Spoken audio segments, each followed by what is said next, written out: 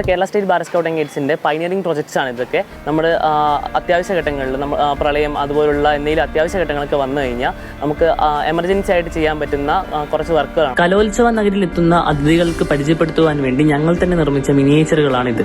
അതിൽ വയനാട് നമ്മൾ ദുരന്തം നടന്ന സമയത്ത് നമ്മളവിടെ ഒരു ബെയിലി പാലത്തിൻ്റെ ഒരു മോഡലാണ് നമ്മളവിടെ ചെയ്തേക്കുന്നത്. ട്രെയിൻഡ് ആയിട്ടുള്ള 8 കുട്ടികളുണ്ടെങ്കിൽ നമുക്ക് 4 മണിക്കൂർ കൊണ്ട് ചെയ്തു തീർക്കാൻ പറ്റുന്ന ഒരു മോഡലാണിത്. ഇതെന്ന് പറയുന്നത് നമ്മുടെ ഡബിൾ ട്രാൻസ്പോർട്ടർ ലാഡർ ബ്രിഡ്ജാണ്. ഇത് പ്രളയം പോലത്തെ സമയത്ത് നമുക്ക് നദിയുടെ 2 സൈഡ് ഓപ്പറേറ്റ് ചെയ്യാൻ പറ്റുന്ന സാധനമാണ്. അഡ്വഞ്ചർ ആക്ടിവിറ്റീസ് നമ്മൾ സ്ഥിരമായി ചെയ്യുന്നൊരു ഗാഡ്ജറ്റാണ്. ഇതിൻ്റെ പേര് മങ്കി ബ്രിഡ്ജ് എന്നാണ്. നമ്മുടെ എയർ മാഡമാണ്. ട്രെയിൻഡ് ആയിട്ടുള്ള ഏതൊരു കുട്ടിക്കും നമുക്ക് മരത്തിൻ്റെ മണ്ടയിൽ ചെയ്യാൻ പറ്റുന്ന മോഡലാണ്. 20 അടിയുടെ ടവറിൻ്റെ ഒരു ബേസ് മോഡലാണ്. കേരളത്തിൽ പൊതുവേ നമുക്ക് 20 അടി കൂടുതലുള്ള കമ്പുകൾ കിട്ടാറില്ല. ആ സമയത്ത് നമ്മൾ എന്ത് ചെയ്യും, 2 കമ്പുകൾ ജോയിൻ ചെയ്യും. അതിന് പറയുന്നത് ഷിയർ ലാഷിംഗ് മാർക്ക് 2 എന്നാണ് പറയുന്നത്.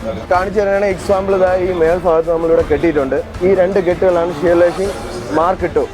പ്രളയം പോലെ സാഹചര്യങ്ങളിൽ വെള്ളത്തിൽ കിടക്കുന്ന സമയത്ത് ഒരാൾ ഒഴുകി പോകുന്ന സാഹചര്യത്തിൽ നമുക്ക് അയാളെ രക്ഷിക്കാൻ വേണ്ടി ഉപയോഗിക്കുന്ന ഒരു കെട്ടാണ്. ആദ്യം ഒരു ചുരുപ്പെടുക്കുക, അത് അടിയിൽ നിന്ന് ഇങ്ങനെ എടുത്ത് ഇതിനെ ചുറ്റി തിരിച്ച് അകത്തോട്ടെടുത്തിട്ട് ഈ 3 ഇതും കൂടെ വലിച്ച് ഇങ്ങനെ വരിക.